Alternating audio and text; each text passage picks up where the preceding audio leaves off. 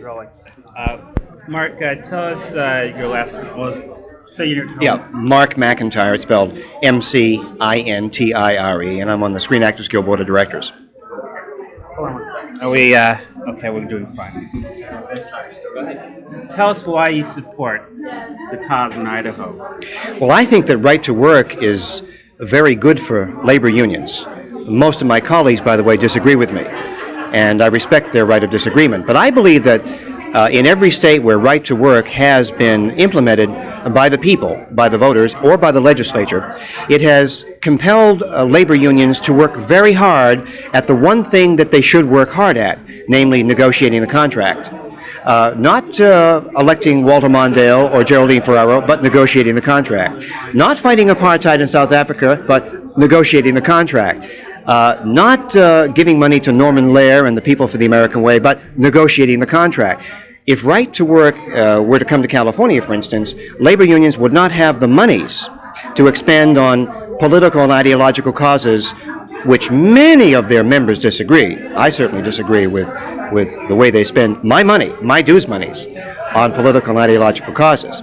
And labor unions have been very unsympathetic. They have not listened to our protestations. I'm on the Screen Actors Guild Board of Directors. We go in there every month and we say, please don't spend our dues monies on these things that we dissent for. And they say, get lost. So we're going to get lost. And we're going to work for right to work everywhere in the country. Yeah, but isn't a union member for a union member? And you're actually saying you're not for, you're for non-union members to work with union members. No, unionism is a voluntary organization. If a union is such a great thing to belong to, why should you be compelled to join it? You see? And a union shop compels you to join a labor union. People are not compelled to be citizens of the United States of America. They come here voluntarily. Okay, but in the Soviet Union, you're compelled to be, and they put walls up around you. So I think that it's very good for labor unions to compete under a right-to-work environment because it makes them very aggressive. It fine-tunes the one thing they're good at, negotiating the contract. And that's why people pay dues, is to negotiate that contract, not to elect Geraldine Ferraro or Walter Mondale or anybody else, or not to send money to some foreign government, but to negotiate that contract for the workers' interest.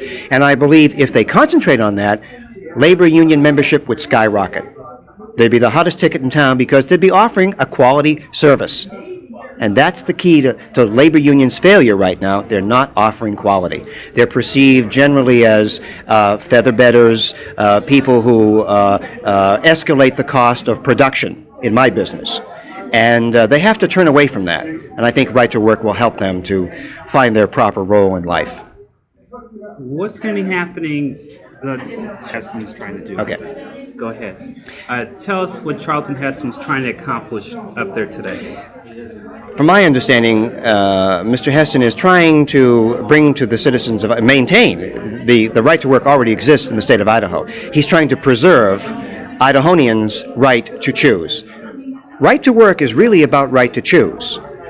What Charlton Heston is working for is the ability of citizens of Idaho to choose whether or not they wish to become members of a union. That's all. If you want to become a member of a union, fine, go join. If you don't, you're not forced to. If this referendum is overturned, people would be compelled to join a labor union. Compelled. And compulsion is something that doesn't go down very well in America, as Thomas Jefferson pointed out. He who is compelled to contribute monies to political causes with which he disagrees is asking to contribute to something that is both sinful and immoral.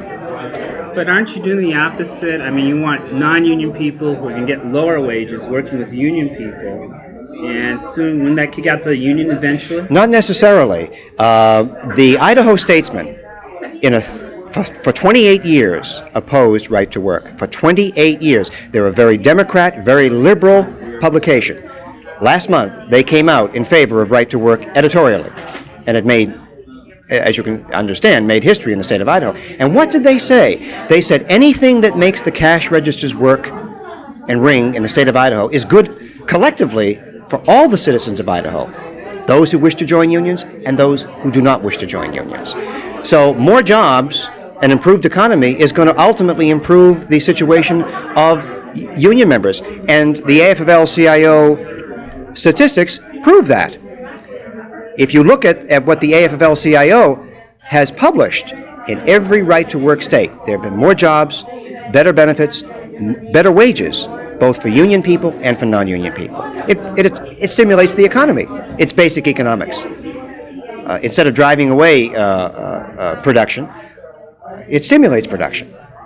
And that's basically what the issue is about, the freedom to choose. A person should not be compelled to join an association that they don't wish to join. It's as simple as that. Why did you join? I had to. In order to be an actor, I was compelled to join the Screen Actors. You know, it always bothered me. I said to myself, wait a minute, I can't work as an actor in this town unless I join the Screen Actors Guild? I was always very disturbed about that. And I never understood why, legally and technically why, until after I became involved and ran for the Board of Directors and was elected to the Board of Directors. You know, I'm on trial tomorrow for writing a memorandum concerning right to work. I'm on trial. The Screen Actors Guild Board of Directors has set up a trial committee to investigate my writing a memorandum to my fellow board members, which explains the rights of dissidents within the labor union. And we go on trial at 5 o'clock tomorrow. What's the trial going to be based on? The memorandum and... Apparently so. Apparently I'm being put on trial because I wrote a memo which talked about the rights of dissidents within a labor union. Yes, that's exactly what I'm being put on trial for. So you could get ousted from this? I could be kicked off the board, and ultimately I could be thrown out of the Screen Actors Guild. Exactly. For telling or saying your rights or writing your rights? For communicating legal facts to other members of the union who have requested that I communicate those legal facts. Exactly. Exactly. What did you say that brought up the trial? I referred to various court cases which prove, beyond any shadow of legal doubt, that those members of the Screen Actors Guild who dissent from the way monies are being spent for political and ideological causes may opt to become what is called financial core members of the Screen Actors Guild, or Buckley members, after William F. Buckley, who refused to join AFTRA in order to do his program firing line. And he took it all the way to the Supreme Court, and they upheld his right to not join the labor union. He is not a member of the labor union. He doesn't have to join the labor union. And I just explained this to other members of the board who had asked me to get the legal research done, which I did. And that's what I'm being tried for. The union is terrified of this information, because if enough people understand the information contained in my memo, they would see that they have a parachute to escape from compulsory union expenditures of their dues monies for political causes with which they disagree.